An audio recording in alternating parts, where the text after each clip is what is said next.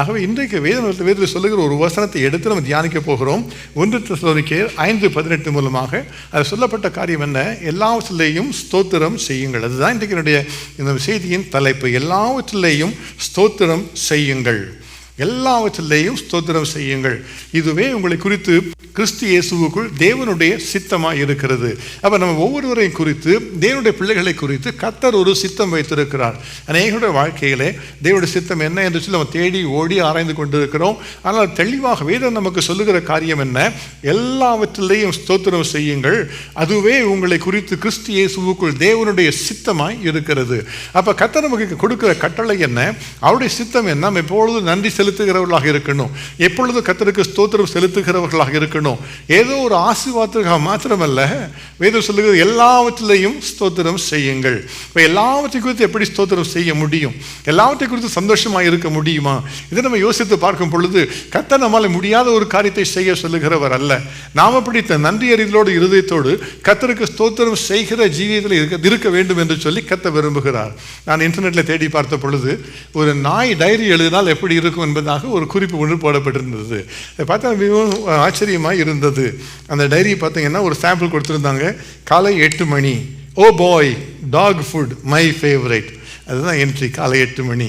அதாவது 9:30 மணி, oh boy a car ride my favourite. அப்புறம் 9:40 மணி, oh boy a walk my favourite. அப்புறம் 10:30 மணிக்கு, oh boy a car ride my favourite. 11:30 மணி, oh boy dog food again my favourite. 12 noon, oh boy the kids my favorite. From 1:30 p.m, oh boy the yard my favorite. 2 o'clock, oh bath time, bummer. 4 p.m, oh boy the kids my favorite. 5 p.m, oh boy mom my favorite. அது பாருங்க, ஒரு நாயோட வாழ்க்கையில் அவ்வளோ நன்றியாக இருக்குதான். அது எல்லாம் எதை பார்த்தாலும் ஓ மை ஃபேவரேட் சொல்லி தான் எழுதி வைக்குமா டைரியில். இதுக்கு நம்மளோட டைரியெல்லாம் பார்த்தா எத்தனை பேர் கம்ப்ளைண்ட் எழுதி வச்சுருப்பீங்க, எவ்வளோ பேர் சந்தோஷமாக எழுதி வச்சுருப்பீங்கன்னு எனக்கு தெரியாது, உங்களுக்கு தான் தெரியும். இதே பார்த்தீங்கன்னா ஒரு கேட், ஒரு பூனை எழுதுனா டைரி எப்படி இருக்கும் என்று போட்டிருந்தாங்க. அதை பார்த்து இன்னும் அதிகமாக ஆச்சரியமாக இருந்தது எனக்கு. Day 752, இது ஒரு கேட்டோட டைரி, ஒரு பூனை எழுதுகிற ஒரு diary. My captors continue to taunt me with bizarre little dangling objects. They dine lavishly on fresh meat while I am forced to eat dry cereal. இதான் ஒரு பூனை எழுதுகிறது. அப்புறம் Day 761, I attempted to kill my captors by weaving around their feet while they were walking. It almost succeeded but didn't work. Must try that at the top of my stairs next time. Day 765, I brought a decapitated mouse and brought the headless body so they can understand how powerful I am. But they didn't get it. They only cooed and condescended about what a good little cat I was. So, not working according to my plan. Day 771, there was some sort of a gathering of accomplices. I was placed in solitary confinement throughout the event. However, I could hear the noise. More importantly, I overheard that my confinement was due to my power of allergies. I must learn what this is and I must use it to my advantage.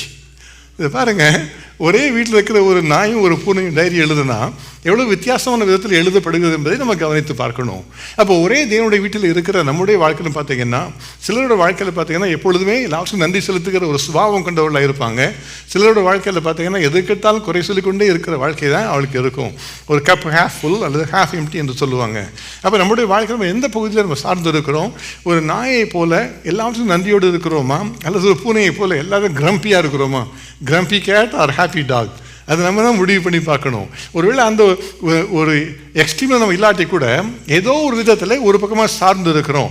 ஆனால் கர்த்தர் நமக்கு நினைவுபடுத்த விரும்புகிற காரியம் என்ன? எல்லாவற்றிலேயும் ஸ்தோத்திரம் செய்யுங்கள்.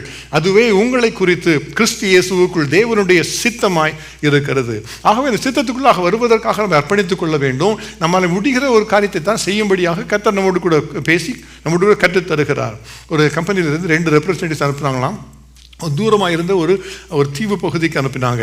அந்த தீவு பகுதியை சேர்ந்து பார்த்து அங்கே ஒரு ஷூ கம்பெனி ஆரம்பித்தால் எப்படி இருக்கும் என்பதற்காக பார்த்து அதுக்காக அனலைஸ் பண்ணி ரிப்போர்ட் எழுத சொல்லி அனுப்பி வைத்தாங்க.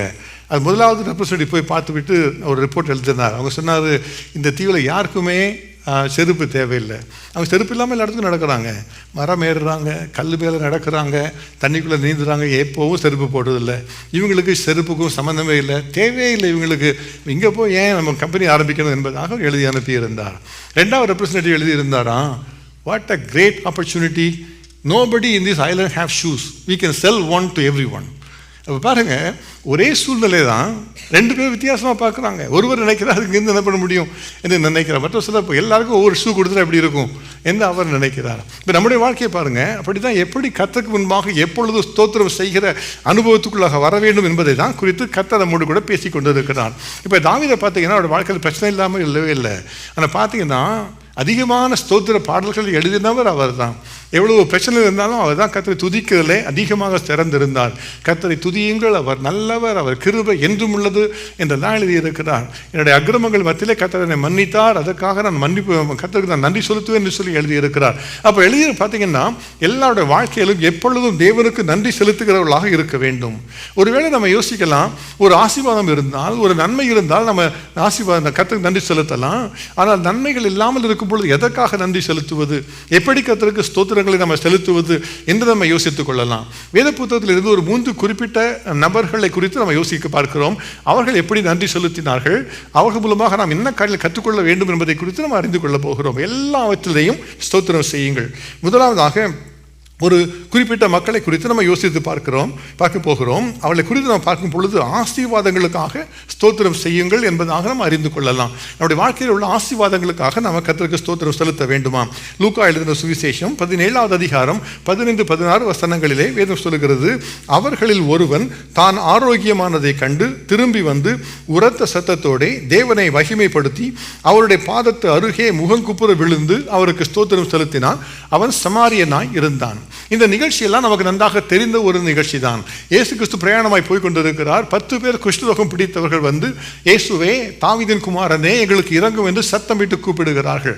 அந்த 10 பேரையும் கவனித்து பார்த்தால் அந்த 10 பேரும் தொழுநோயாளிகள் தான். அந்த 10 பேருமே குஷ்டரோகம் உள்ளவர்கள் தான். அந்த 10 பேரும் குடும்பத்தோடு சேர்ந்து இருக்க முடியாது, ஊருக்குள்ளாக இருக்க முடியாது, ஊருக்கு வெளியே தான் இருக்க வேண்டும், மற்றவர்களோடு கூட இணைந்து இருக்க முடியாது, நல்ல சாப்பாடு எல்லாரும் கூட சேர்ந்து சாப்பிட முடியாது, மற்றவர்களோடு கூட பேச முடியாது, அவருடைய தாடியை மூடிக்கொள்ள வேண்டும், அவருடைய கண்களை எப்பொழுதும் மறைத்து கொண்டு யாரும் பக்கத்தில் வந்தால் தீட்டு தீட்டு என்று சத்தமிட வேண்டும், பக்கத்தில் போகக்கூடாதா, அதுதான் அவருடைய வாழ்க்கை. அப்போ பார்த்தீங்கன்னா தங்களுடைய வாழ்நாள் முழுமையாக மரண பரியந்தம் தனியாக விடப்பட்டவர்களாக தங்களுடைய சரீரம் அழுகி நாற்றம் எடுத்து புண்கள் வந்து கொண்டிருக்கும் பொழுது அதன் மத்தியிலே வாழ்க்கை நடத்தி வாழ்க்கை முடிக்க வேண்டும். அதுதான் அவளுக்கு என்று கொடுக்கப்பட்ட ஒரு காரியம். அதில் மாற்றமே இருக்க முடியாது. 10 பேரையும் பார்த்தீங்கன்னா 10 பேரில் யாருக்கும் எந்த வித்தியாசம் இல்லை, எல்லாருமே தொழுநோயாளிகள் தான். ஒருவர் மற்றவனை பார்த்து சொல்ல முடியாது, நான் தான் உன்னை விட சிறந்தவன் என்று சொல்ல முடியாது. ஒருவர் மற்றவனை பார்த்து நீ என்னை விட தாழ்ந்தவன் என்று சொல்ல முடியாது. எல்லா 10 பேருமே குஷ்டரோகம் பிடித்தவர்கள். அவர்கள் ஒருவரை ஒருவர் தாங்கிக் கொள்ளும்படியாக சேர்ந்து இருக்கிறார்கள். அவர்கள் சேர்ந்து பயணம் செய்து கொண்டு இருக்கிறார்கள். இயேசுவை பார்த்து எல்லாரும் சத்தமிடுகிறார்கள், இயேசுவே தாவீதின் குமாரனே எங்களுக்கு இறங்கும் என்று சொல்லி. இயேசு நின்றார்.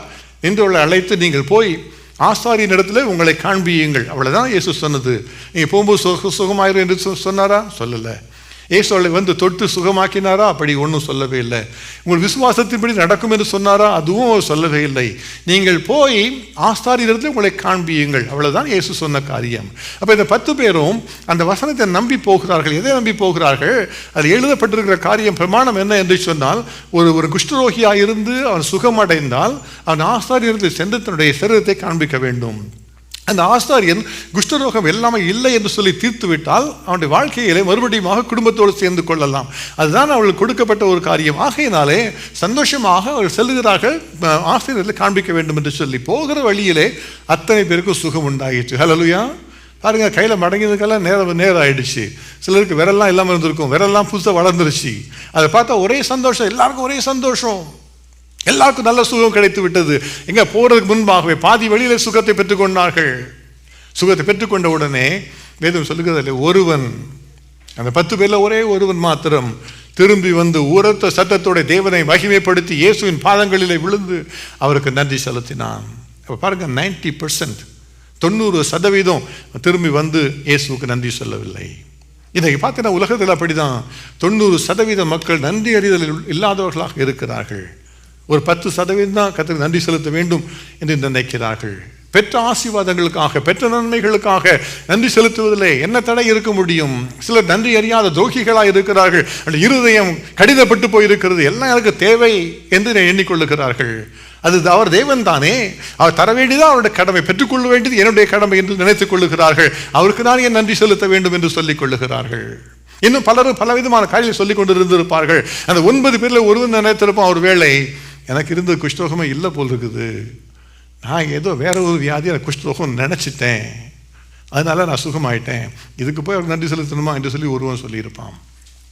இன்னொருவன் சொல்லியிருப்பான், நான் உண்மையிலே சுகம் அடைஞ்சேன்னு இல்லைன்னா செக் பண்ணணும்ல, ஏன்னா பைபிளில் போட்டிருக்குது, என்ன செய்யணும், நான் போய் ஆசாரியனை காமிச்ச உடனே அவர் என்ன சொல்லுவார், நல்லா குளிச்சுட்டு வாப்பா, 30 நாள் இன்னும் தனியாக இருக்கணும், 30 நாள் கழிச்சு திருப்பி செக் பண்ணுவேன், அது உண்மையிலே சுகம்னா சொல்லுவேன்னு சொல்லுவார்ல, அந்த 30 நாள் வெயிட் பண்ணலாம், உண்மையிலே சுகம் அடைஞ்சதா இல்லையா என்று பார்த்து விட்டு அப்படி போய் நான் நன்றி சொல்லுவேன் என்று சிலர் சொல்லியிருந்திருக்கலாம். சிலர் சொல்லியிருக்கலாம், இவ்வளவு நாளாக நான் என் குடும்பத்தை நான் பார்க்கவில்லை, இந்த மனைவியை நான் பார்க்கல, பிள்ளைகளை பார்க்கலை, நாம் போய் அவளுக்கு ஹலோ சொல்லணும்ல, அவர்களுக்கெல்லாம் அன்பை காண்பிக்க வேண்டுமே, ஏசு அப்புறம் பார்த்துக்கொள்ளலாம் என்று சிலர் சொல்லி ஓடி இருந்திருப்பார்கள். சிலர் சொல்லியிருப்பாங்க, நான் இவ்வளோ நாள் நான் கூட இல்லாததுனால எங்களோட வயலில் வேலை நடக்கவே இல்லை, இங்கே ஆடுலாம் அப்படியே இருக்குது, ஆடு மாடெலாம் அப்படியே இருக்குது, பன்றிகள்லாம் அப்படியே நிற்கிது, கழுதைகள் அப்படி இருக்குது, நான் சரி போய் பார்க்கணும் இல்லவா, வேலையை பார்க்க வேண்டும், பிஸினஸ். இவரை பார்த்தீங்கன்னா வாழ்க்கையில் எல்லாரோட வாழ்க்கையில் ஏதோ ஒரு காரியத்தை சாக்கு போக்கு சொல்லிக்கொண்டு தேவனுக்கு நன்றி செலுத்த மாத்திரம் நமக்கு நேரம் இல்லை. எல்லாத்துக்கும் நேரம் இருக்கிறது, ஒரு நன்றி செலுத்த மாத்திரம் நேரம் இல்லை. தேவை இருந்தால் அவரை பார்த்து கதறி அழுது ஜெபிப்பதற்கு நமக்கு யோசனை வருகிறது. ஆனால் எல்லாம் சந்தோஷமாக இருக்கும் பொழுது, எல்லாம் ஆசீர்வாதமாக இருக்கும் பொழுது ஒரு நன்றி செலுத்துவதற்கு நம்முடைய உள்ளத்தில் இருந்து ஒரு முழுமையாக நன்றி வருவது இல்லை. ஆகவே தான் வேதம் சொல்லுகிறது, எல்லாவற்றிலேயும் நீங்கள் ஸ்தோத்திரம் செய்யுங்கள், அதுதான் கிறிஸ்து இயேசுவுக்குள்ளே உங்களை குறித்து தேவனுடைய சித்தமாக இருக்குது. இன்றைக்கு நீங்கள் எங்கே இருக்கிறீங்க என்று யோசித்து பாருங்கள். எத்தனையோ பேருக்கு பெரிய ஆசையெல்லாம் இருக்கும், ஒருத்தன் வீட்டுக்கு போயிட்டாங்கன்னா அது வீடு அது நல்லா இருக்குது பார்த்தீங்களா, இது அழகாக இருக்குது பார்த்தீங்களா என்று சொல்லுவாங்க. எனக்கு கர்த்தர் நல்ல வீடு கொடுத்தாரே, கர்த்தாவே உமக்கு ஸ்தோத்திரம் ஒரு நாளாக சொல்லியிருக்கிறீங்களா? மற்றவங்க காரை பார்த்து அந்த கார் ரொம்ப நல்லா இருக்குது, நானும் அந்த மாதிரி ஒரு கார் வாங்கணும் என்று ஆசைப்படுகிறீர்கள். எனக்கு கர்த்தர் வீட்டில் 3 கார் கொடுத்துருக்கிறாரே, அதுக்கு நன்றி சொல்லியிருக்கிறீங்களா? யோசித்து பாருங்கள். மற்றவருடைய பிள்ளைகளை பார்த்து யோசிக்கிறீங்க, அவருடைய வாழ்க்கையில் எவ்வளவோ நல்ல நிலைமையில் வந்திருக்கிறாங்க, உங்களுக்கு கொடுத்த பிள்ளைகளை குறித்து நன்றி சொல்லியிருக்கிறீங்களா? ஒரு சொந்த கணவன் மனைவியை குறித்து நன்றி சொல்லியிருக்கிறீங்களா? யோசித்து பாருங்கள். எல்லாரோட வாழ்க்கை நன்றி அநேகரோட வாழ்க்கையில் ஆசீர்வாதங்களை மறந்து போய் நன்றியை சொல்லாமல் இருக்கிறது. 90% நாம் இருக்கிறோம், 10 இல்லை, அந்த 90 தான் இருக்கிறோம். ஆகவே தான் கற்று சொல்லுகிற காரியம், எல்லாவற்றிலையும் நன்றி செலுத்துங்கள், எல்லாவற்றிலையும் ஸ்தோத்திரம் செய்யுங்கள், அதுதான் உங்களை குறித்து தேவனுடைய சித்தமாக இருக்கிறது. டெட் வில்லியம்ஸ் என்கிற ஒரு மனிதனை குறித்து நான் சில வருஷங்களுக்கு முன்பாக எல்லாம் நியூஸ்லாம் அதிகமாக வந்தது. நீங்கள்லாம் பார்த்தீங்களான்னு எனக்கு தெரியல. டெட் வில்லியம்ஸ் அவர் ஒரு ஹோம்லெஸ் மேன், எல்லாம் ட்ரக்லாம் எடுத்துகிட்டு போதைப் பொருட்கள் நிறைந்து வீடற்றவராய் தெருவூரில் உட்காந்து பிச்சை கேட்டுக்கொண்டிருந்தார் அமெரிக்க தேசத்தில். அதுதான் அவருடைய வாழ்க்கை, எப்பொழுதும் பிச்சை கேட்பது தானே அவருடைய வாழ்க்கை. ஆனால் பாருங்கள், ஒரு வித்தியாசமான ஒரு பிச்சைக்காரர். இவர் எப்படி பிச்சை கேட்பார்னா, ஒரு ரேடியோ அனௌன்ஸர் கொடுப்பது போல் ஒரு அனௌன்ஸ் பண்ணி பிச்சை கேட்பாராம். வரும்போதுன்னு, good morning Atlanta, give me $10 something like that. இப்போ எல்லோரும் பார்த்தோன்னே அட்ராக்ட் பண்ணி வருவாங்கள்ல, ஏதாவது கொடுப்பாங்க, காசு கொடுப்பாங்க. அப்படி தான் அவர் எப்பொழுது பிச்சை கேட்டு கொடுப்பது அவருடைய வழக்கமாக இருந்தது. ஒரு நாளில் அந்த வெளியில் சென்ற ஒரு கார் டிரைவருக்கு இதை பார்த்து ஆச்சரியமாக இருந்தது. ஒரு பிச்சைக்காரர் உட்காந்து இப்படி அழகாக கேட்குறாரு சொல்லி அவர் காரை நிறுத்திக்கிட்டு வந்தார். அவர் சொன்னார், நல்ல உங்கள் வாய்ஸ் ரொம்ப நல்லா சூப்பராக இருக்குது, நான் ரெக்கார்ட் பண்ணிக்குவான்னு கேட்டாரான். சரி ரெக்கார்ட் பண்ண சொல்லி ஒரு நிமிஷம் ஏதோ பேசி ரெக்கார்ட் பண்ணி கொடுத்தாரு. இந்த மனிதன் ரெக்கார்ட் பண்ண மனிதன் எடுத்து கொண்டு வந்து அதை இன்டர்நெட்டில் பப்ளிஷ் பண்ணி ஹோம்லெஸ் மேன்ஸ் ரேடியோ வாய்ஸ் என்று சொல்லி ஒரு போட்டாராம். அது போட்ட பார்த்தீங்கன்னா உலகம் முழுவதும் பெரிய ஹிட் ஆகிடுச்சு. அவரோட வாய்ஸ் பார்த்தீங்கன்னா எல்லாம் ரேடியோ ஸ்டூடியோலாம் எல்லோரும் உட்காந்து அங்கே பேஸை மாற்றி ஈக்குவலைசரை மாற்றி அவங்க வாய்ஸை மாற்றி எல்லாம் செய்து சொல்கிறாங்க. இந்த ஆள் தெருவில் இருந்து சொல்கிறாரு, அது வாய்ஸ் அவ்வளோ ரொம்ப அழகாக சொல்லி எல்லாருக்கும் அநேகம் விசாரிக்க ஆரம்பிச்சுட்டாங்க. அப்போ ஓவர் நைட் ஒரு இன்டர்நெட் சென்சேஷனாக மாறிட்டார். ஒரு பேரே வந்து man with a golden voice. இல்லை பார்த்தீங்களா, இப்போ சர்ச் பண்ணி பாருங்க, உங்களுக்கு தெரியும். டெட் வில்லியம்ஸ் சில வருஷத்துக்கு முன்பாக நடந்த காரியம். உடனே எல்லாரும் கூப்பிட்டு ஒரு பேட்டி இருக்கலாம் வந்துட்டாங்க. அந்த கடைசியாக நம்முடைய நெஸ்லி கார்பரேஷன் அவங்க வந்து அவருக்கு வேலை கொடுத்து எங்களுக்கு அட்வர்டைஸ்மெண்ட் நீ தான் வாய்ஸ் என்று சொல்லி தங்களுடைய அட்வர்டைஸ்மெண்ட் வாய்ஸாக அவரை மாற்றிட்டாங்க. அவர் ரேடியோ ஸ்டேஷன் கூட டிவியில் அவர் பேட்டிலாம் எடுத்தாங்க. நியூயார்க் ஸ்டாக் எக்ஸ்சேஞ்சில் போய் அவர் பெல்லை ரிங் பண்ணி ஓப்பன் பண்ணி வச்சார். எதுக்கு? சும்மா அவரோட வாய்ஸை வந்து பயன்படுத்தினதற்காக. எல்லாம் முடிஞ்சால் எல்லாரும் பேட்டி எடுக்க வந்தாங்க. அவரை பார்த்து, இவ்வளோ நல்லா பேசுகிறீங்க, நல்லா திறமை உள்ளவங்களாக இருக்கிறீங்க, எப்படி உங்களோட வாழ்க்கை இப்படி ஆகிட்டீங்க, நீங்கள் எப்படி வீடு இல்லாமல் எப்படி ஆனீங்க, ஹோம்லெஸ்ஸாக எப்படி மாறினீங்க என்று கேட்ட உடனே அவர் சொன்ன காரியம் இதுதான். என்னோடய வாழ்க்கையில் எனக்கு எல்லா ஆசீர்வாதமும் இருந்தது.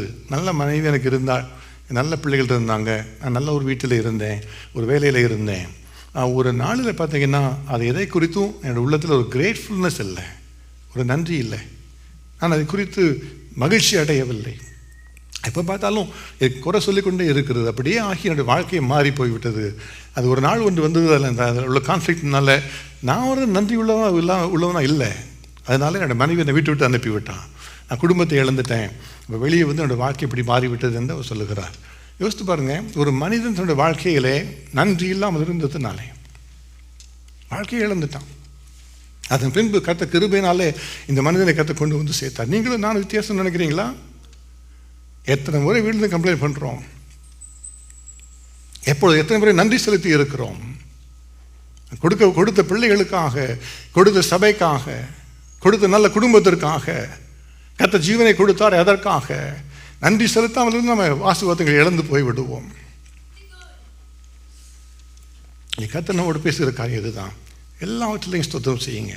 பெற்ற ஆசீர்வாதங்களாக யோசித்து கதை நன்றி செலுத்த வேண்டும். சங்கீதக்காரர் சொல்லுகிறார், 1000 நாவுகள் போதாதப்பா என்று சொல்லி. அவ்வளோ தூரம் கத்த நமக்கு நன்மைகளை செய்திருக்கிறார்.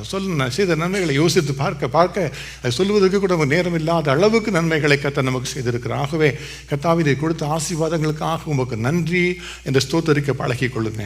கத்த கொடுத்த வேலைக்காக நன்றி செலுத்துங்க. எல்லா வேலையிலும் பிரச்சனை தான் இருக்கிறது. வெளியில் போனால் பெற்ற வேலை கிடைக்கும்னு வச்சுட்டீங்க, அது எப்பொழுதும் ஒரு டிஸ்சாட்டிஸ்ஃபைட் இருக்கிற வாழ்க்கை வெளியே வாருங்கள். கத்தாவே உமக்கு நன்றி, எனக்கு இந்த வேலையை கொடுத்தீங்களே உமக்கு நன்றி என்று சொல்லுங்க. வேலையில் உள்ள பிரச்சனை, அது பிரச்சனை, இது பிரச்சனை, அந்த மனிதன் எனக்கு விரோதமாக இருக்குது, அப்படியே பேசிக்கொண்டு இருந்தால் வாழ்க்கையில் எப்படி மாற்றம் வர முடியும்? அவரை பார்த்து சொல்லுங்க, கத்தாவே என்னை இந்த தேசத்துக்கு அழைத்து கொண்டு வந்தீங்க, நல்ல ஒரு வேலையை கொடுத்தீங்கப்பா, உமக்கு ஸ்தோத்திரம், உமக்கு ஸ்தோத்திரம். எத்தனை பேர் வேலை இல்லாமல் வேலையை தேடிக்கொண்டு இருக்காங்க தெரியுமா? ஆனால் இருக்கிற வேலையை வைத்துக்கொண்டு நம்ம ஒரு நாளும் கற்றுக்கு நன்றி செலுத்துகிறது இல்லை.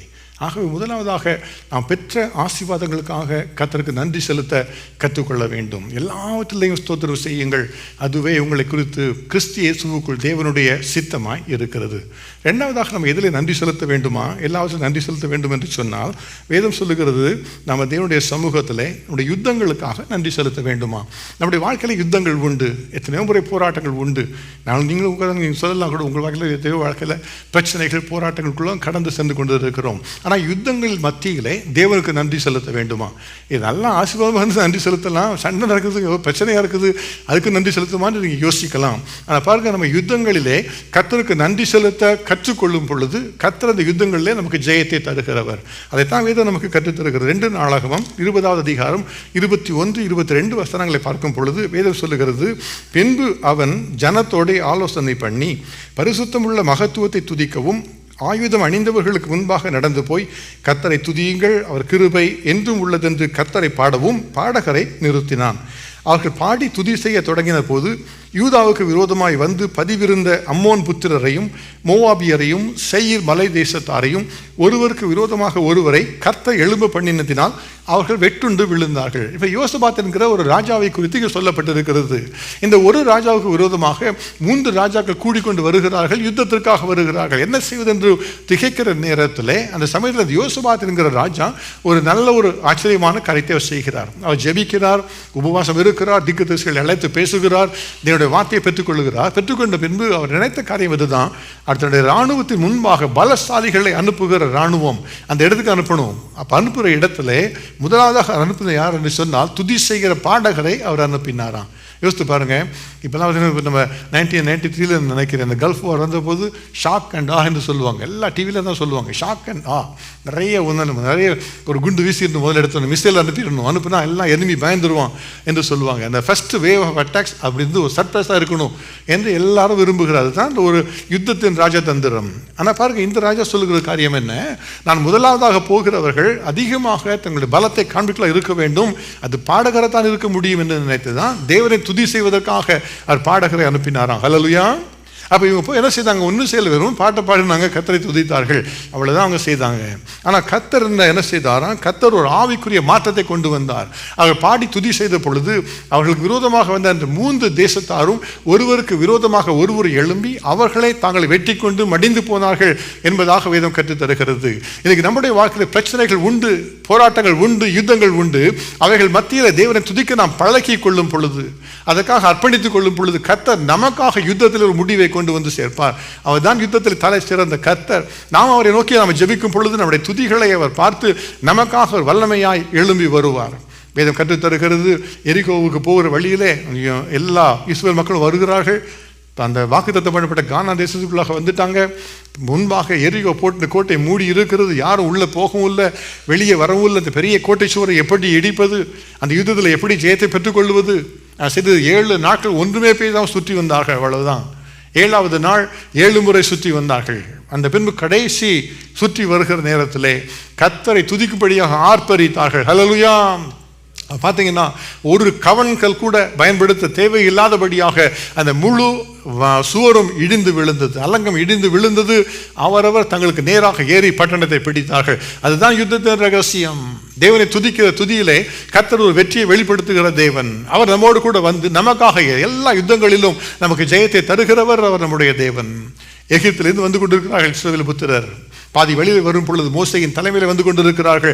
திடீரென்று யுத்தம் வருகிறது. மீதியானியர் எழும்பி அவர்கள் விரோதமாக வருகிறார்கள். மனம் அடிவடைந்து போகும்படியாக சிலரை வெட்டுகிறார்கள்.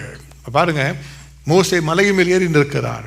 தேவனுடைய கோலை பிடித்துக் கொண்டு இருக்கிறார். ஒரு பக்கத்தில் ஆரோரும் மறுபுறத்தில் ஊரும் நின்றவருடைய கைகளை தாங்கி பிடித்துக் கொண்டிருந்தார்கள், உயர்த்தப்பட்ட கைகளாக. அவர்கள் கையை உயர்த்திருக்கும் பொழுதெல்லாம் இஸ்ரவேல் ஜனங்கள் ஜெயம் பெற்றார்கள். கையை தாழவிட்டால் மீதியானியர் ஜெயம் பெற்றார்கள். அதுதான் பாருங்க ரகசியம். ஒரு புறத்தில் கத்தை துதிக்கிற துதினால கையை உயர்த்தி இருக்கணும், மறுபுறத்தில் ஜெபிக்கிற ஜெபத்தில் கர்த்தருடைய கை உயர்ந்திருக்க வேண்டும். நம்முடைய வாழ்க்கையில் இந்த துதியும் கர்த்தரை நோக்கி ஜெபிக்கிற ஜெபமும் கலந்து இருந்து எப்பொழுதுமே நாம் நின்று கொண்டிருந்தால் நிச்சயமாகவே கர்த்தர் யுத்தத்திலே நமக்கு ஜெயத்தை தருவார். அவர் யுத்தத்தில் ஜெயத்தை கொடுக்கிற கர்த்தர். ஹல்லேலூயா! அதற்காக நம்ம அர்ப்பணித்துக் கொள்ளணும். கர்த்தாவே, இன்றைக்கு என்னுடைய வாழ்க்கையில் இந்த ஒரு பிரச்சனை இருக்குது, இந்த ஒரு யுத்தம் இருக்குது, ஒரு போராட்டம் இருக்குது, அதில் நான் உண்மை துதிக்கிறேன் என்று சொல்லும் பொழுது கர்த்தர் அந்த ஜெபத்தை கேட்டு அந்த துதியை கேட்டு உங்களுக்காக எல்லா மதில்கள், கோட்டை, அலங்கங்கள் இடிந்து விழும்படியாய் வெற்றி சிறக்க செய்வார். வில்லியம் ஐரிக்ஸ் என்கிற ஒரு சிறுவன், 10 வயது நிரம்பிய சிறுவன், ஒரு பிளாக் அமெரிக்கன், ஆப்பிரிக்கன் அமெரிக்கன். அந்த பையன் சின்ன பையன், அவன் விளையாடி கொண்டு இருக்கிறான். அந்த வீட்டுக்கு முன்பாக ஒரு நாளிலே திடீரென்று பார்த்தீங்கன்னா அவனை கடத்தல் செய்யும்படியாக ஒரு மனிதன் வந்து அவனை பிடித்து காருக்குள்ளாக அடைத்து கொண்டு போய்விட்டான். கார் போயிட்டு இருக்குது, ஊர்லாம் போயிட்டு இருக்குது. பையனுக்கு என்ன செய்வது? 10 வயது நிரம்பிய சிறுவன், விளையாட்டு இடத்துலேருந்து கடத்தப்பட்ட ஒரு நேரம். இப்போ என்ன செய்வது தெரியலை. ஆனால் அந்த பையனுக்கு ஞாபகத்தில் வந்தெல்லாம் ஒன்று தான், தேவனுக்கு முன்பாக அவன் பாடினா ஒரு பாட்டு, every praise is to our God, every worship, every word of worship is to our God. கேட்டுக்கீங்களா அந்த பாட்டை? அவன் அந்த பாட்டை தான் அவன் தெரியும். அந்த பாடலை பாட ஆரம்பித்து விட்டான். அவன் அந்த பாடலை பாட அந்த கடத்தி கொண்டு போகிற கடத்தல்காரனுக்கு ஒரே பிரச்சனையாகுது. அவன் சொன்னான், வாயை மூடுறா, நீ பாடாது என்று சொல்லுகிறான். இவனும் விடாமல் பாடிக்கொண்டே இருக்கிறான். பாருங்க, ஒரு 10 நிமிஷம் பாட்டல் பாடின உடனே இந்த கடத்தி கொண்டு போனவன் காதை மூடிட்டு கதை திறந்து இறக்கி விட்டு போயிட்டான். அதே ஊரில் விட்டுட்டு போயிட்டான். இது அட்லாண்டாவில் நடந்த ஒரு சம்பவம். நான் ஏதோ ஒரு நாணயம் செய்து கற்பனை செய்து சொல்லுகிற காரியம் என்ன இல்லை. அந்த சிறு பையனை அழைத்து அவங்க பேசினாங்க. சபையில் வந்து சாட்சி சொன்னான் அந்த பையன். அவர் சொல்லும்பொழுது ரொம்ப ஆச்சரியமாக இருந்தது. ஒரு துதியும் சத்தத்தில் கர்த்தர் எப்படி ஜெயத்தை தருகிறார். ஹல்லேலூயா! அவர் நமக்கும் அப்படித்தான் செய்கிற தேவன். ஆகவே நம்ம தேவனுடைய சமூகத்தில் ஆசீர்வாதங்களுக்காக துதிக்க பழகணும். 2வதாக யுத்தங்களின் மத்தியிலே கர்த்தரை துதிக்க பழக வேண்டும். அவருக்கு ஸ்தோத்திரங்களை செலுத்த பழக வேண்டும். அவர் நம்முடைய ஜெபத்தை கேட்டு ஸ்தோத்திரங்களை கேட்டு நமக்கு ஜெயத்தை தருகிற தேவன். 3வதாக நம்ம எதற்காக கர்த்தருக்கு ஸ்தோத்திரம் செலுத்த வேண்டுமா? வேதம் நமக்கு கற்றுத்தருகிற காரியம் என்ன? நம்முடைய பிரச்சனைகளுக்காக, நம்முடைய வாழ்க்கையோட உபத்திரவங்களுக்காக கர்த்தருக்கு நன்றி செலுத்த வேண்டுமா? உபத்திரவங்களுக்காக கர்த்தருக்கு ஸ்தோத்திரம் செலுத்த வேண்டும். வேதம் நமக்கு சொல்லுகிற காரியம் ஒரு மனிதனை குறித்து நம்ம வாசிக்கிறோம். யோபுவின் புஸ்தகம் 1வது அதிகாரம் 20-21 எல்லாம் நமக்கு நன்றாக தெரிந்த ஒரு சரித்திரம் தான் யோபுவின் வாழ்க்கை. ஏதும் சொல்லுகிறது, யோபு 1 அதிகாரம் 20வது வசனத்திலே, யோபு எழுந்திருந்து தன் சால்வையை கிழித்து தன் தலையை சிரைத்து தரையிலே விழுந்து பணிந்து, நிர்வாணியாய் என் தாயின் கர்ப்பத்தில் இருந்து வந்தேன், நிர்வாணியாய் அவ்விடத்துக்கு திரும்புவேன். கர்த்தர் கொடுத்தார், கர்த்தர் எடுத்தார், கர்த்தருடைய நாமத்துக்கு ஸ்தோத்திரம் என்று சொன்னான். அப்போ பாருங்க, அவருடைய வாழ்க்கையில், இந்த யோபுவின் வாழ்க்கையில் எல்லாத்தையும் இழந்து போன ஒரு சூழ்நிலை. அவர் இழக்காம எதுவுமே இல்லை, எல்லாமே போய்விட்ட ஒரு சூழ்நிலை. ஒரு நாளில் ஐஸ்வர்யவானா இருந்த ஒரு நாள், செல்வ சீமந்தனா இருந்த ஒரு நாள். அவனே அவன் வாழ்க்கை குறித்து சொல்லுகிறான், நான் ஒளிமுக வாசலில் போகும் பொழுது முதியோர் என்னை கண்டு பயந்து வாயை மூடிக்கொள்ளுவார்கள். அவ்வளவு பெரிய ஞானமுள்ள ஒரு மனிதனாக இருந்தான், ஒரு பெரிய தலைவனாக இருந்தான். இப்ப பாருங்க, திடீரென்று ஒரே நாளிலே அவனுடைய பிள்ளைகள் எல்லாம் மரித்து போகிறார்கள். எல்லா சொத்துக்களும் கொள்ளை கொண்டு போகப்படுகிறது. தன்னுடைய உடலில் சரீரத்தில் பெரிய பருக்களை உடையவனாக சாம்பலில் உட்கார்ந்து இருக்கிறான். சொந்த மனைவி அவனை பார்த்து சொல்லுகிறாள், நீ தேவனை தூஷித்து ஜீவனை விடும் என்று அவள் சொல்லுகிறாள். யாருமே மதிப்பது இல்லை, மனைவியும் கூட அவனுக்கு மதிப்பது இல்லை. அவனே சொல்லுகிறான், என்னுடைய சுவாசம் என் மனைவிக்கு வேறுபட்டு இருக்கிறது என்பதாக அவன் சொல்லுகிறான். என்னுடைய பிள்ளைகள் என்னை அரோசிக்கிறார்கள் என்று சொல்லுகிறான். என் வேலைக்காரனை அரோசிக்கிறார்கள் என்பதாக அவன் சொல்லுகிறான். எல்லாவற்றையும் ஒரு இழந்த ஒரு நிலைமை. அந்த சமயத்தில் சொன்ன காரியத்தை பாருங்க. கர்த்தர் கொடுத்தார், கர்த்தர் எடுத்தார், கர்த்தருடைய நாமத்துக்கு ஸ்தோத்திரம். ஹல்லேலூயா. நம்மளால சொல்ல முடியுமா? உபத்திரவங்கள் மத்தியிலே கர்த்தரை துதிப்பதற்கு நம்ம எத்தனை பேர் நம்ம ஆயத்தமாக இருக்க முடியும்? தெய்வம் நம்மோடு கூட பேசுகிற காரியம் என்ன? எல்லாவற்றிலையும் ஸ்தோத்திரம் செய்யுங்கள். உங்களுக்கு வந்திருக்கிற உபத்திரவங்கள் மத்தியில் கர்த்தருக்கு ஸ்தோத்திரங்களை செலுத்துங்கள். அந்த உபத்திரவத்துக்கு முடிவு காலத்தை கர்த்தர் உண்டு பண்ணி தருவார். வேதம் யோபுவை குறித்து சொல்லுகிற காரியம் என்ன? யோபுவின் பொறுமையையும் கர்த்தருடைய செயலின் முடிவையும் கண்டிருக்கிறீர்கள் என்பதாக பவுல் எழுத காரணம் என்ன? கர்த்தர் யோபுவின் எல்லா சிறையிருப்பை மாற்றி அவருடைய வாழ்க்கையில் 2 ஆசீர்வாதத்தை கொடுத்து ஆசீர்வதிக்கிற நாள் ஒன்று வந்தது. ஏனென்றால் இந்த யோபு துதிக்கிற ஒரு மனிதனாக இருந்தார். அவர் துதியோடு நின்று தேவனுடைய வெற்றியை பெற்றுக்கொண்டார். இன்றைக்கு நம்முடைய வாழ்க்கையோட பிரச்சனைகளுக்கெல்லாம் ஒரு முடிவு உண்டாக வேண்டும் என்று சொன்னால் அதுதான் கர்த்தருக்கு நன்றி செலுத்துகிற ஒரு காரியம். ஒரு மனிதர் இப்படியாக அவர் சொன்னார், if gratitude was available in a pill form, that would be the most miraculous drug of all the mankind that will remove every malady of the mankind. Hallelujah. அந்த கிராட்டிடியூட் இருந்தால் போதுமா, ஒரு மனிதனுடைய வாழ்க்கையோட எல்லா பிரச்சனையும் மாற்றி விடுமாம். அதுதான் இன்றைக்கு நம்ம அறிந்து கொள்ள வேண்டிய நம்ம வாழ்க்கை நன்றியறியல் இல்லாமல் இருக்கிற ஒரு காரியம், லேக் ஆஃப் கிராட்டிடியூட். ஆனால் யோபுவை பாருங்க, அவன் கர்த்தரை துதிக்கிறார், பிரச்சனைகள் மத்தியிலே கர்த்தரை துதிக்கிறார். பவுலும் சீலாவும் யோசித்து பாருங்கள், கர்த்தருக்காக ஊழியம் செய்தார்கள், ஆனால் அடிக்கப்பட்டார்கள். அவளை பல அடிகள் அடித்த பின்பு அவளை உட்காவலர்களை வைக்கிறார்கள். கால்கள் தொழுமரத்தில் மாட்டப்பட்டு இருக்கிறது, கைகளிலே விலங்குகள். ஆனால் நடுராத்திரிகளை பவுலும் சீலாவும் கர்த்தரை துதித்து பாடினார்கள். அவர் சாதாரணமாக பாடவில்லை, தேவனை துதித்து பாடினார்கள். காவலரை உட்கார்ந்திருந்தவர்கள் கேட்டுக்கொண்டிருந்தார்கள். பெரிய ஒரு அசைவு உண்டாகும்படியாய் கர்த்தர் இறங்கி வந்தார். அஸ்திபாரங்கள் அசையும்படியாய் ஒரு பெரிய ஒரு நில நடுக்கத்தை கர்த்தர் உண்டாக்கி எல்லா கதவுகளும் திறக்கும்படியாக கர்த்தர் மாற்றி தந்தப்பினார். அதுதான் தேவன் நமக்காக செய்கிற ஒரு காரியம். அவரை பார்த்து நம்ம துதித்தால் போதும், பிரச்சனைகளை துதித்தால் போதும், அவர் நமக்கு உதவி செய்கிறவர். அதை குறித்து தெசலோனிக்கேய சபையை குறித்து பவுல் இந்த காரியத்தை சொல்லுகிறார். இதை சொல்லுகிற 2 தெசலோனிக்கேயர் 1:4 நீங்கள் சகிக்கிற சகல துன்பங்களிலும் உபத்திரவங்களிலும் பொறுமையையும் விசுவாசத்தையும் காண்பிக்கிறது நிமித்தமும் உங்களை குறித்து நாங்கள் தேவனுடைய சபைகளில் மேன்மை பாராட்டுகிறோம் என்று சொல்லுகிறார். பார்க்குறாரு, Church at Thessalonica, we are so proud of you because you are standing tall in all the problems that you are going through. இன்றைக்கு நம்முடைய சபையை குறித்து நம்முடைய வாழ்க்கை குறித்து சொல்லப்படுகிற காரியம் என்னவா இருக்க முடியும்? தேவனே, அந்த பிரச்சனைகளிலே நான் நமக்கு நன்றி செலுத்துவேன், என்னுடைய போராட்டங்களில் உபத்திரவங்களில் நான் நன்றி செலுத்துவேன். அந்த ஒரு இடத்துக்கு வரும் பொழுது கர்த்தருடைய உபத்திரவங்களை மாற பண்ணி சிறையிருப்பை மாற பண்ணுவார். சங்கீதக்காரன் பல சங்கீதங்கள் எழுதியிருக்கிறார் தாவீது ராஜா.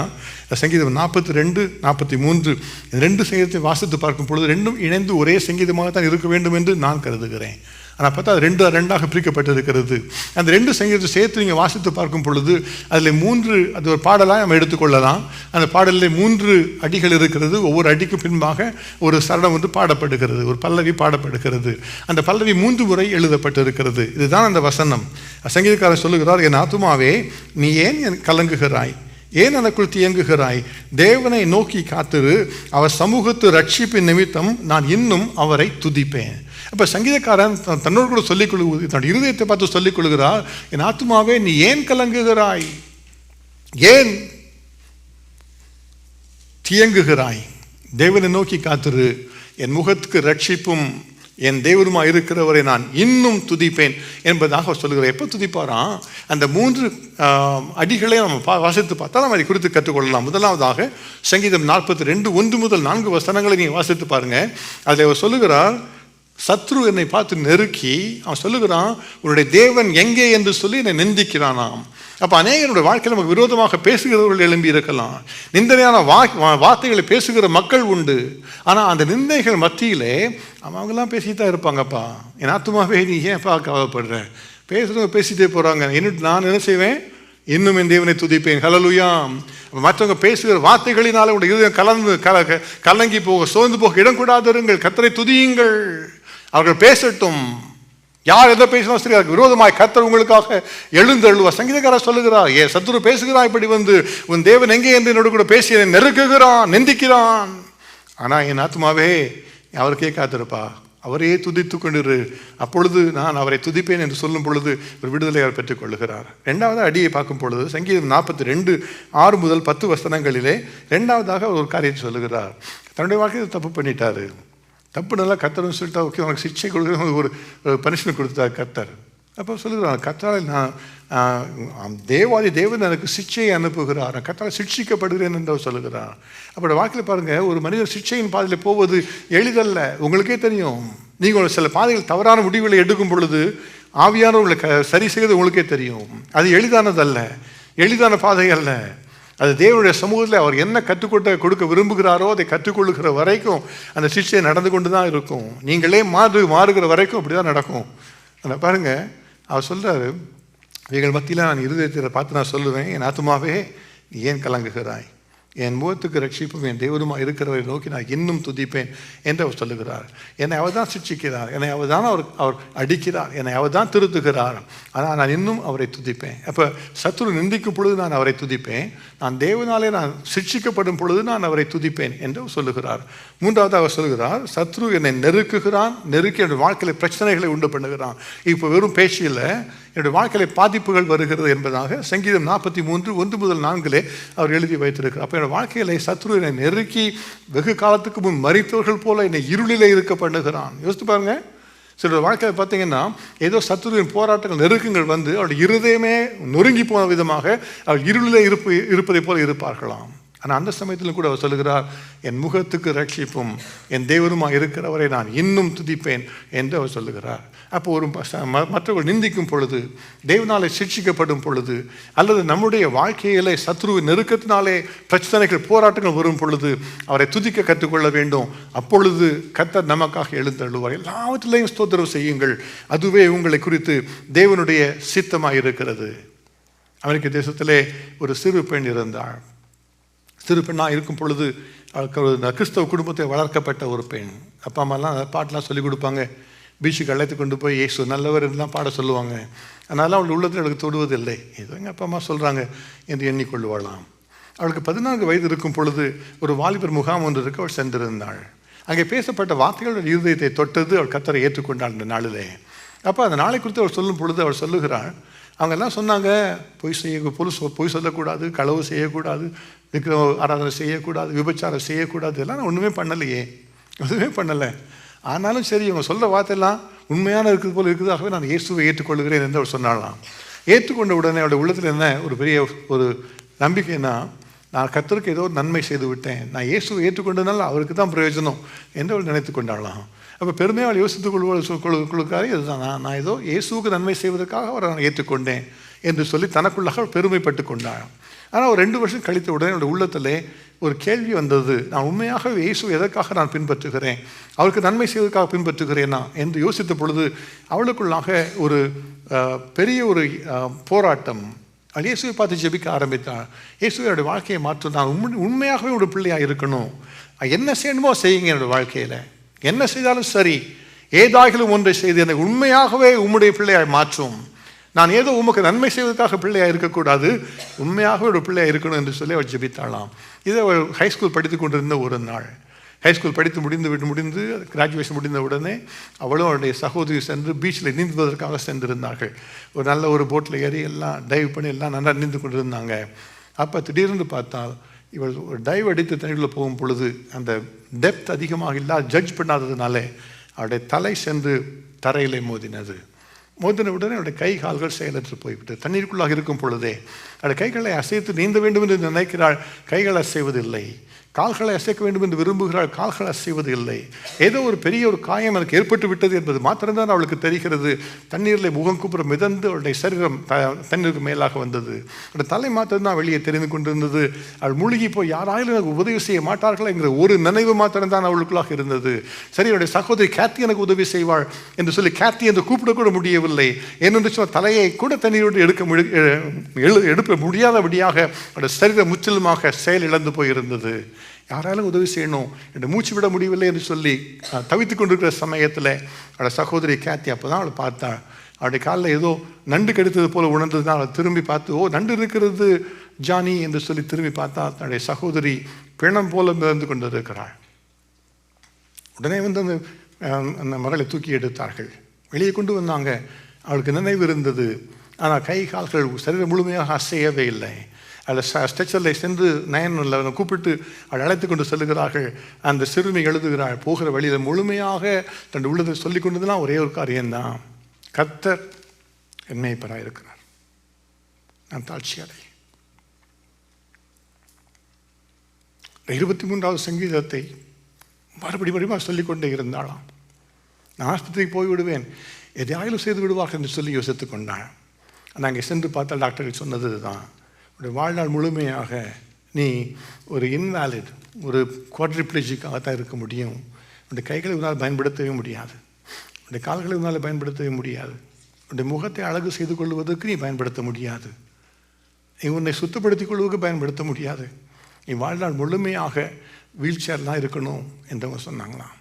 யோசித்து பாருங்கள், ஒரு சிறுமி, 16 வயது நிரம்பிய ஒரு சிறுமி, வாழ்க்கை முழுமையாக தனக்கென்று வைத்திருந்த ஒரு சிறுமி, எனக்காக இயேசுவை ஏற்றுக்கொண்ட ஒரு சிறுமி. அந்த சிறுமி தான் ஜானி எரிக்சன் டாடா என்கிற ஒரு அருமையான சகோதரி. அவன் வாழ்க்கையை முடிந்துவிட்டது என்கிற ஒரு எண்ணம். எல்லாரும் வந்து பேசினாங்க.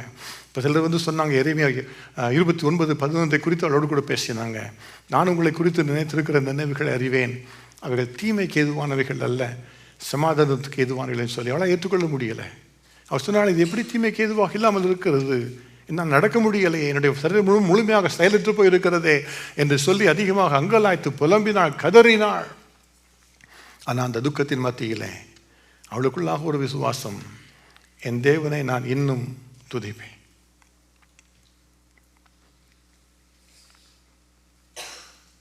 யோசித்து பாருங்க, வாழ்நாள் முழுமையாக வீழ்ச்சியில் இருக்கணும். டீனேஜ் இயர்ஸ்லையும் ஓடி ஆடி விளையாட முடியாது, நீந்து போக முடியாது, நண்பர்களோடு நேரத்தை செலவிட முடியாது, உடைய வாழ்க்கையை கவனிப்பதற்கு யார் முன் வருவார்கள், எதிர்காலத்தில் என்ன செய்வாய், பல எண்ணங்கள். ஆனால் அவர் சொன்ன காரியம், என் தேவனை நான் இன்னும் துதிப்பேன். அதன் பின்பு அவர் அந்த படம் வரைவதற்காக அந்த பெயிண்டிங் ப்ரஷை எடுத்து தன்னுடைய வாயிலை வைத்து பெயிண்டிங் பண்ண கற்றுக்கொண்டான். அதை வைத்து அவர் வரைந்த படங்களை பார்த்தால் அற்புதமாக படங்களாக கர்த்தர் மாற்றி கொடுத்தார். உலகம் முழுமையாய் சென்று அப்படியாக வீல் சேரில் இருந்து சக்கர நாட்கள் இருந்திருக்கிற அநேகருக்கு கர்த்தர் செய்தியை கொண்டு வருவதற்கு, கர்த்தர் நம்பிக்கையை கொண்டு வருவதற்காக அந்த சகோதரி கர்த்தர் பயன்படுத்தினார். அந்த சகோதரிக்கு ஒரு ஏற்ற வயது வந்தவுடனே ஒரு மனிதர் முன்வந்து, அவராகவே தாமாகவே முன்வந்து அந்த சகோதரி திருமணம் செய்து கொண்டார், கென் என்கிற பெயரில். இன்றைக்கும் கூட அவள் ஊழியத்தை செய்து கொண்டு வருகிறார்கள். 2024 ஆண்டு ஜனவரி மாதம் 1ஆம் தேதி அவர்களோட பெரிய ஒரு இன்டர்வியூ கொடுத்தாங்க. ஜானி எரிக்சன் டாடா, நீங்கள் போய் பார்த்தீங்கன்னா உங்களுக்கு தெரியும். அவர் சொன்ன வார்த்தையினால் அநேக தொடப்பட்டு அவருடைய வாழ்க்கை மாறினது. கர்த்தர் அவளை குறித்து வைத்திருந்த ஒரு திட்டம் வித்தியாசமாக இருந்தது. அவங்க என்றைக்கு கர்த்தரை துதிக்க அர்ப்பணித்து கொண்டாங்களோ, அதிலிருந்து அந்த பிரச்சனைகள் மத்தியிலும் கூட கர்த்தர் மாற்றி கொடுத்தார். சில ஆண்டுகளுக்கு முன்பாக ஒரு நாளில் அவங்க பேச அழைத்திருந்தாங்க கூட்டத்தில். எல்லாரும் நிறைய பேர் வந்திருந்தாங்க, டிக்கெட் நிறைய பேர் வாங்கிட்டாங்க. பார்த்தீங்கன்னா அவங்க சொன்னதை விட அதிகமான பேர் டிக்கெட் வாங்கிட்டாங்க. உள்ளே உட்கார இடம் இல்லை. இப்போ யாரோ ஒருத்தர் நல்ல ஐடியா கொடுத்தாங்க. என்ன சொன்னாங்க, எல்லா சேரையும் எடுத்து போட்டுடலாம், போட்டுட்டு சின்ன நேரோ சேர்ஸை கொண்டு வந்து வச்சிடலாம். 150 டிக்கெட் வேணும், 150 எக்ஸ்ட்ரா சேர் வேணும்.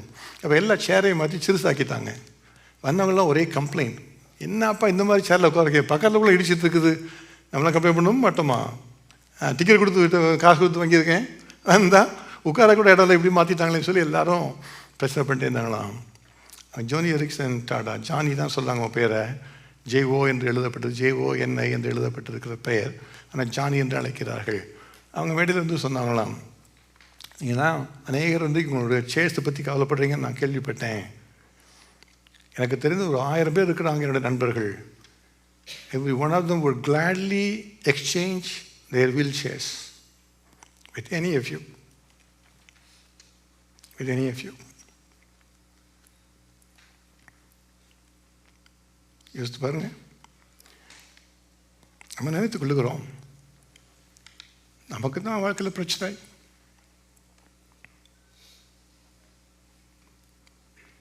தேவன் சொல்லுகிற காரியம் இதுதான், எல்லாவற்றிலேயும் ஸ்தோத்திரம் செலுத்துங்கள். அதுவே உங்களை குறித்து கிறிஸ்து இயேசுவுக்குள் தேவனுடைய சித்தமாக இருக்கிறது. அதுக்காக நம்ம அர்ப்பணித்துக் கொள்ளணும். பவுல் சொல்லுகிறார், எல்லா காரியத்துக்கும் ஸ்தோத்திரம் சொல்லும் பொழுது அவர் இயேசுவை குறித்து நமக்கு காண்பிக்கிறார். பவுல் எழுதுகிற காரியம் என்ன? 2 கொரிந்தியர் 9:15 தேவன் அருளிய சொல்லி முடியாத ஈவுக்காக அவருக்கு ஸ்தோத்திரம். நம்ம ரட்சித்தாரே, அது எவ்வளவு கிருபை. நமக்காக நித்திய ஜீவனை வைத்திருக்கிறாரே, அது எவ்வளவு பெரிய கிருபை. தேவன் அருளிய சொல்லி முடியாத ஈவுக்காக அவருக்கு ஸ்தோத்திரம். இந்த உலகத்தில் நமக்கு பிரச்சனைக்கு இருக்கத்தான் செய்யும். ஆனால் அந்த பிரச்சனைகளை பார்த்து மனம் சோர்ந்து போகாதபடிக்கு இன்றைக்கு நம்ம அர்ப்பணித்துக் கொள்ளணும். இன்றைக்கு மாத்திரம் இல்லை, கர்த்தாவே ஒவ்வொரு நாளும் அது எப்பொழுதும் எல்லாவற்றிலையும் நமக்கு ஸ்தோத்திரம் செலுத்துகிறவளாக என்னை மாற்றும் என்று சொல்லி நம்ம ஜெபிக்கும் பொழுது கர்த்தர் கண்டிப்பாக உதவி செய்வார். ஸ்டீவ் ஸ்காட் என்கிற ஒரு கால்ஃப் பெரிய ஒரு விளையாட்டு வீரர், அநேக இடங்களில் சென்று ஜெயித்தவர். இப்போ யூஎஸ் ஓப்பன் கால்ஃப் அதெல்லாம் சென்று விளையாடி ஜெயித்தவர். அவர் ஒரு முறை அகஸ்டா என்கிற இடத்துல சென்று அகஸ்டா டோர்னமெண்ட் விளையாட போனாராம். தெரியுமா? யூஎஸ் ஓப்பன் அகஸ்டா கேள்விப்பட்டிருக்கீங்களா? அதிகமாக கால்ஃப் விளையாட தெரிந்தது கிடையாது, நான் கேள்விப்பட்டிருக்கிறேன். ஒரு அருமையான இடம். ஆகவே அங்கே விளையாட போவதுக்காக சொல்லும்போது அவருக்கு ஒரு கேடி ஒருவர் வந்தார். அது வரைக்கும் அவர் கேடியாக இருந்து அதிகமான ஒரு அனுபவம் இல்லாதவர் முதல் முறையாக அகஸ்டா போகிறார். போன உடனே ஸ்டீவ் ஸ்காட் அவரை பார்த்து சொன்னாரா, பாருப்பா, Augusta is the very best course in the whole world. Beautiful, ரொம்ப அருமையாக இருக்கும். You cannot even find a single weed in the entire லான். எங்கே பார்த்தாலும் எங்கேயும் நீங்கள் வந்து அந்த நீங்கள் ஒரு களை கூட பார்க்க முடியாது என்று சொல்லி, you're going to enjoy the time, நீ வா என்று சொல்லி அழைத்து கொண்டு போனாராம். அங்கே போய் 5 நாள் விளையாடுறாங்க. திங்கள், செவ்வாய், புதன், வியாழன், வெள்ளி எல்லாம் விளையாடி நன்றாக என்ஜாய் பண்ணி கொண்டு இருக்கும் பொழுது இந்த வெள்ளிக்கிழமை மதியம் வேலையில் திடீர்னு அந்த கேடி சொன்னாராம், ஐ ஃபவுண்ட் ஒன் அப்படின்னு சொன்னாராம். என்னையா ஃபவுண்ட் பண்ணேன்னு பார்த்தா அவர் அங்கேருந்து ஒரு களை ஒன்று எடுத்து காமிச்சாரா. சொன்னியே ஒரு வீடு இருக்கா, சொன்னியே பாரு இங்கே ஒரு களை இருக்குது பாரு என்று எடுத்து காமிச்சாராம். உடனே அந்த ஸ்டீவ் ஸ்காட் ப்ரோக் அவுட் லாஃபிங். அவர் சொன்னாரா, அந்த ஒரு வீடை நீ தேடி பார்த்து இந்த 5 நாளில் எவ்வளவோ ஆச்சரியமான அற்புதமான காட்சியெல்லாம் நீ மறந்துட்டியேப்பா, பார்க்காம விட்டுட்டியேப்பா என்று சொன்னாராம். நம்ம வாழ்க்கையில் அப்படி தான். ஒரு நாள் காலையில் எழுந்திருக்கிறோம், we pick the things that we always have trouble with, that we always complain about. ஆனால் கர்த்தர் சொல்கிற எல்லா ஆசீர்வாதம் விட்டுட்டு எந்த இடத்துல அந்த களை இருக்குது அதை பார்க்க தான் நம்முடைய உள்ளம் ஓடிக்கொண்டே இருக்கிறது. அதான் நம்ம மாறணும். கர்த்தாவே எனக்கு உதவி செய்யுங்க. எல்லாருக்கும் பிரச்சனை இருக்கிறது. ஆனால் நான் அர்ப்பணித்து நம்மை துதிப்பதற்காக என்ன அர்ப்பணித்துக் கொள்ளுகிறேன். எல்லாவற்றிலையும் ஸ்தோத்திரம் செய்ய என்ன அர்ப்பணித்துக் கொள்ளுகிறேன். நம்ம ஜெபிக்க போகிறோம். எல்லாம் எழுந்திருக்கலாம். நம்ம ஜெபம் பண்ண போகிறோம். என்னுடைய சமூகத்தில் கர்த்தாவே உமக்கு ஸ்தோத்திரம். கர்த்தாவே தேவரீ அருளிய சொல்லி முடியாத ஈவுக்காக ஸ்தோத்திரம். ஏசு கிறிஸ்துவுக்காக உமக்கு ஸ்தோத்திரம் என்று சொல்லுங்கள். அவரை பார்த்து சொல்லுங்கள், இன்றைக்கு கர்த்தாவே என்று முதற்கொண்டு என்னுடைய வாழ்க்கையிலே நீ செய்து கொடுத்த எல்லா ஆசீர்வாதங்களுக்காகவும் நான் உமக்கு நன்றி செலுத்துவேன். எதையும் நான் மறக்க மாட்டேன். எப்பொழுதுமே நன்றி செலுத்துகிறவனாக இருப்பேன். கர்த்தாவே எனக்கு உதவி செய்யுங்க என்று அர்ப்பணிங்க. கர்த்தாவுடைய வாழ்க்கையிலே ஒரு பிரச்சனைகள் இருக்கிறது. சில விதமான போராட்டங்கள் மத்தியிலே நான் கடந்து சென்று கொண்டு இருக்கிறேன். அந்த யுத்தத்தின் மத்தியிலே நான் உம்மை துதிக்க வேண்டும், உமக்கு ஸ்தோத்திரம் செலுத்த வேண்டும். எனக்கு உதவி செய்யுங்க. அதற்காக நான் பண்ணிக்கிற ராஜா. என்னுடைய வாழ்க்கையில் கர்த்தாவே பல சமயங்களில் பிரச்சனைகள், உபத்திரவங்கள், நிந்தனைகள், போராட்டங்கள் வந்து கொண்டு இருக்கிறது. அதன் மத்தியிலும் கூட நான் அந்த சூழ்நிலையை பார்க்காமல் உண்மையே பார்த்து துதிப்பதற்காக என்னை அர்ப்பணித்துக் கொள்ளுகிறேன். எனக்கு உதவி செய்யுங்க. உம்முடைய வசனம் தான் கற்றுத் தருகிறது. கர்த்தாவே எல்லாவற்றிலையும் ஸ்தோத்திரம் செய்யுங்கள் என்று சொல்லி இன்று முதற்கொண்டு நான் எல்லாவற்றிலையும் ஸ்தோத்திரம் செய்கிறவளாக இருக்க என்னை அர்ப்பணித்துக் கொள்ளுகிறேன். அதற்காக உதவி செய்யுங்க. இது உங்களுடைய ஜெபமாக இருக்குமானால் உங்களுடைய கைகளை உயர்த்தி தேவனை சொல்லி அர்ப்பணித்து நீங்கள் ஜெபியுங்க. உங்களுக்கு கர்த்தர் கிருபை தருவார், ஆசீர்வாதத்தை தருவார். God bless you, God bless you, God bless you, God bless you, God bless you, God bless you, God bless you, God bless you, God bless you, God bless you, God bless you, God bless you, God bless you, God bless you, God bless you. தகப்பனே உமக்கு ஸ்தோத்திரம் அப்பா. தகப்பனே நாங்கள் எப்பொழுது கர்த்தாவே நன்றி அறிதல் உள்ளவர்களாக இருப்பதற்காக எப்பொழுதும் ஸ்தோத்திரம் செய்கிற ஒரு மனதை எங்களுக்கு தாருங்க ராஜா. எங்களுடைய கர்த்தாவை சொந்த கர்த்தாவே மனைவியை குறித்து, கணவனை குறித்து, எங்களுடைய பிள்ளைகளை குறித்து ஒரு சந்தோஷமாக இருப்பதற்கு, ஒரு நன்றி அறிதலோடு இருப்பதற்கு இன்றைக்கு எங்களுக்கு உதவி செய்யுங்க. எங்களுக்கு கற்றுக் கொடுத்த வேலைக்காக நாங்கள் நன்றி அறிதலோடு இருப்பதற்கு எங்களுக்கு உதவி செய்யுங்க. எங்களுக்கு கற்றுக் கொடுத்த வீசா கொடுத்தீங்களே அதற்காக நன்றி அறிதலோடு இருக்க உதவி செய்யுங்க. நல்ல சுகத்தை கொடுத்தீங்களே அதற்காக நன்றி அறிதலோடு இருக்க உதவி செய்யுங்க. என்னுடைய பாவங்களை மன்னித்திரே அதை குறித்து நன்றி அறிதலோடு இருக்க உதவி செய்யுங்க. கர்த்தாவே உமக்கு ஸ்தோத்திரம், உமக்கு ஸ்தோத்திரம், உமக்கு ஸ்தோத்திரம் அப்பா. கர்த்தாவுடைய பிரச்சனைகள் போராட்டங்கள் உண்டு கர்த்தாவே, அவர்கள் மத்தியில் உம்மை பார்த்து துதிக்க உமக்கு நன்றி செலுத்த எங்களை அர்ப்பணித்துக் கொள்கிறோம். இன்று முதல் கொண்டு கர்த்தாவே நாங்கள் எப்பொழுதும் உம்மை துதிக்கிறவர்களாக ஸ்தோத்திரம் செலுத்துகிறவர்களாக கர்த்தர் எங்களை மாற்றி விடுவீராக ராஜா. கர்த்தர் அப்படி செய்கிறதுக்காக உமக்கு ஸ்தோத்திரம் அப்பா. தொடர்ந்து கர்த்தர் பிரசன்னம் எங்களோடு கூட வரட்டும். நாங்களும் உம்மை துதிக்கிற பொழுதெல்லாம் கர்த்தாவே தேவ பிரசன்னம் எங்களோடு கூட இருக்கும் என்று நாங்கள் அறிந்திருக்கிறோம் கர்த்தாவே. தேவனுடைய துதிகளின் மத்தியிலே, பிள்ளையுடைய துதிகளின் மத்தியிலே வாசமாய் இருக்கிறவர். உம்மை துதிப்பதற்காக வாயை திறக்கும் பொழுதெல்லாம் கர்த்தாவே உம்முடைய பிரசன்னங்களை சூழ்ந்து கொள்வதாக, இந்த பிரசன்னுடைய பிரச்சனைகளை போராட்டங்களை மாற்றி விடுவதாக ராஜா. கர்த்தாதி கர்த்தர் அப்படி செய்கிறதுக்காக உமக்கு ஸ்தோத்திரம், உமக்கு நன்றி. இயேசு கிறிஸ்துவின் நாமத்தில் ஜெபிக்கிறோம் பிதாவே. ஆமென், ஆமென்.